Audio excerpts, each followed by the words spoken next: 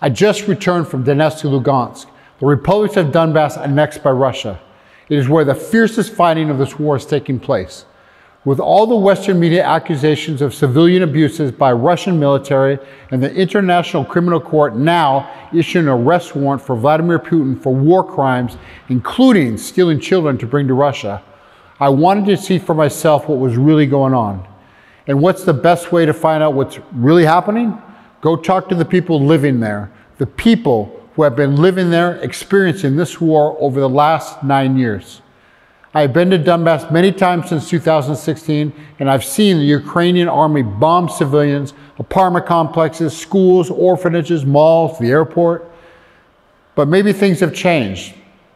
Maybe the Russian army is tired of Ukraine targeting civilians and they wanted revenge. So maybe there was some truth, or maybe there's something to the Western media reports of Russia war crimes. So when I went there, the first thing I noticed, as every time I visited before, was the loud echo of explosions nearby. The locals told me these explosions were from the HIMARS firing mortars into Donetsk and then quickly moving to a different direction, not to be targeted by Russian forces.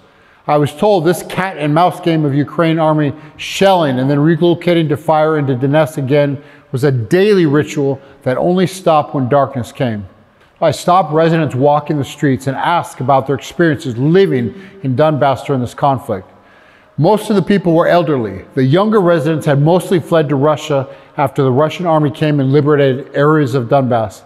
I asked if they supported Ukraine or Russia during this conflict. I was looked at very strangely.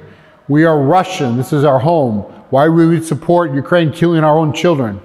Not letting us speak our native language, closing our churches. If Ukraine doesn't care about the people in Donbass, why do they even fight for this territory? Why? Because of coal, timber, metal, mineral resources. These regions have more natural resources than anywhere else in Ukraine. This area fueled Ukraine's economy, and now Zelensky needs it to sell to the US companies he made a deal with to rebuild Ukraine with after the finish of this war. Unfortunately, the sad truth is this war is about greed.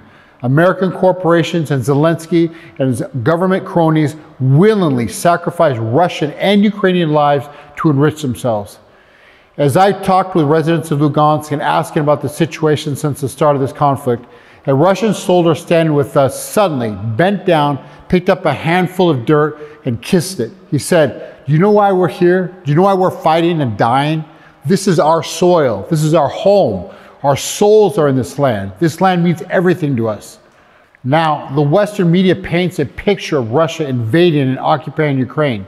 The truth is the people of Lugansk and Donetsk held referendums in 2014, and in both republics, they overwhelmingly voted to join Russia. The next day, they were attacked by the Ukrainian army, and the shelling has not stopped since. It is Ukraine that is the unwanted occupier. American and NATO governments get support for this war by telling the world people are dying, they need to be saved. This is true, people are dying and they do need to be saved, but they're being attacked and murdered by Ukraine. It is Russia that is trying to free the people of Donbass, of this Ukrainian albatross. So I sat down with Russian soldiers near the front line. Do the people of Donetsk want you here? The Western media says that you're invaders. So a soldier looked at me and said, "Look around the streets. People communicate and laugh with us, with the soldiers. Does it appear we are occupiers? We're their friends. We're their brothers. They want us to help them to be free from Ukrainian bombs. I am from here. This is our land, our people. The Ukraine army came in 2014 and attacked us. We only want to live in peace in our birthplace." So I invite anyone who believes Western propaganda or is still unsure about why Russia is supporting Donbass to come to Donetsk and Lugansk and ask the people there, the people actually living in the center of this conflict. Ask them about their story. Ask them what they want.